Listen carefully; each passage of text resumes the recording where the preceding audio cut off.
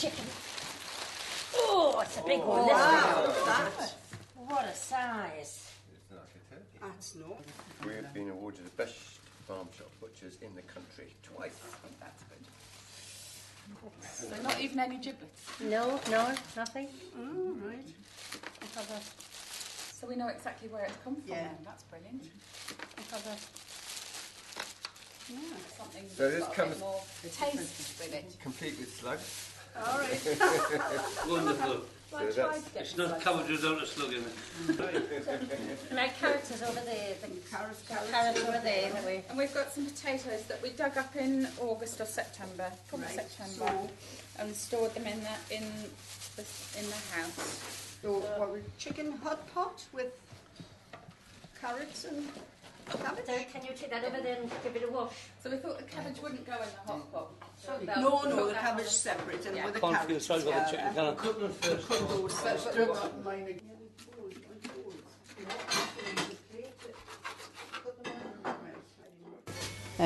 So what we decided to do this week was to go to the other end of the scale and try and source everything that was fresh.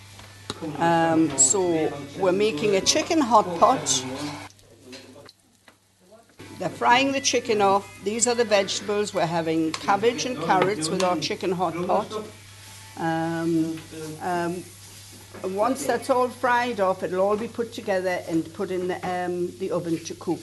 There's nothing like an apple crumble or a rhubarb. In here, I think. There's nothing like it. Nothing like homegrown vegetables to eat. Especially for little ones growing up now. They always go to McDonald's or Burger King and it's not right.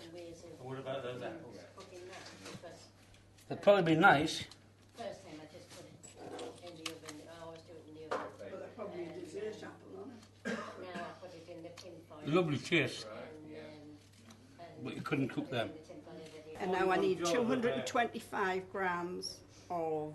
We're also doing the same with our pudding and making a crumble, an apple and rhubarb crumble from scratch. And it's basically to see how much effort goes into this sort of thing, and you know, instead of just buying convenience from the supermarket.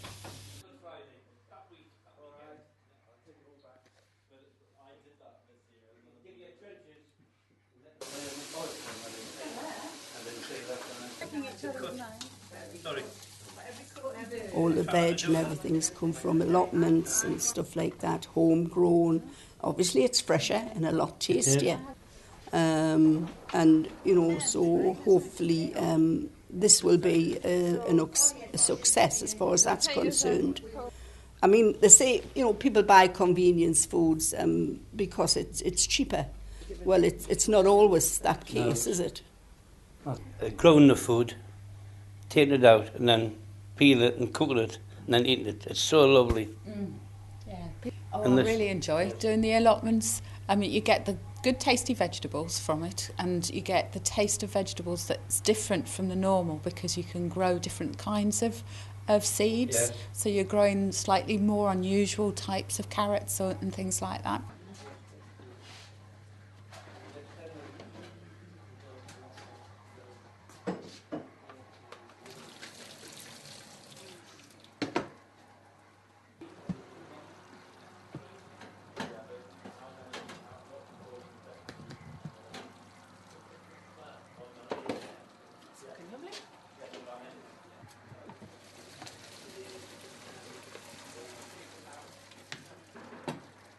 Right, ready?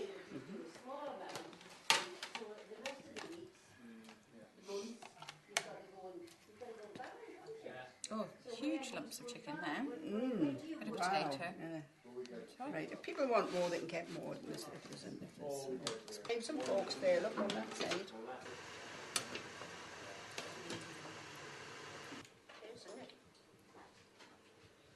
Even the potatoes taste.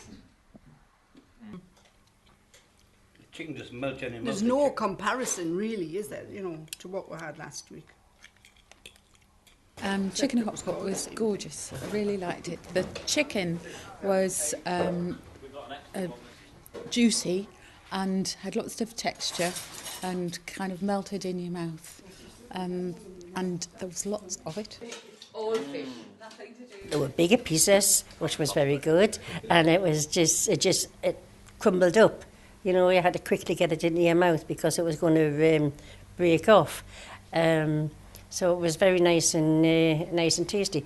I wasn't quite sure what the flavour was. I had to ask what the flavour was that was in it, because it was certainly a different flavour to what we had last week. How would you compare from the value of the food from the allotment and buying it from a shop? It's really hard to put that value on because, yes, a lot of hours go into growing the vegetables. And we do buy some seeds. If you were really clever, you'd collect the seeds as you went along, but we do spend a bit of money on the seeds. So, yes, we're there both days at weekends and Howard's down there during the week. So there's quite a lot of labour that's gone into that. And then when you see the price of vegetables in the shops, you think, how do they manage to get it that cheap? But it is the other value of the other things, that of the fresh air and the happiness of doing it and the sense of community and feeling fit from doing it.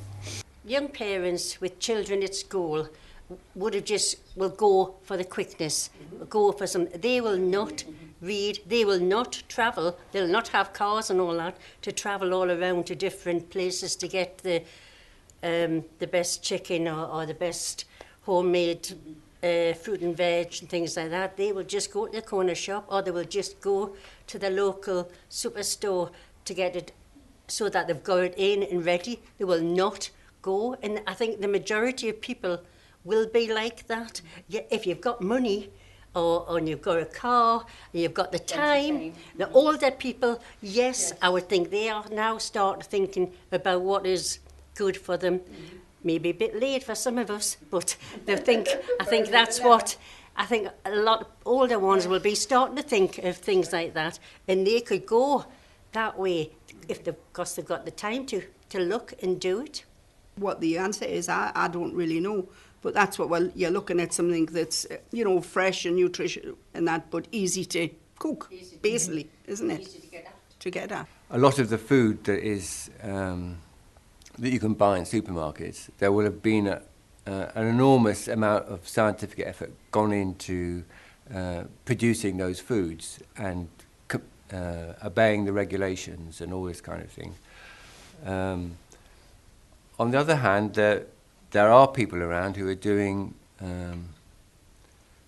a different kind of work about trying to actually understand the basic biology of how humans work. And I think that is important for what we eat as it is for our health.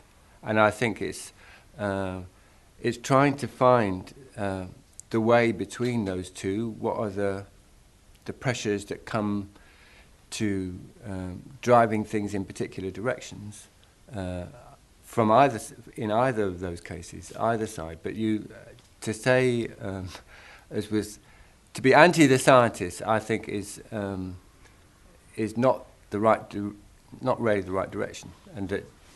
But yes, how do you put the science to good effect? And that is really important. That the likes of us, ordinary eaters, actually have a dialogue with scientists, so that there's a combination. They talk to each other a bit.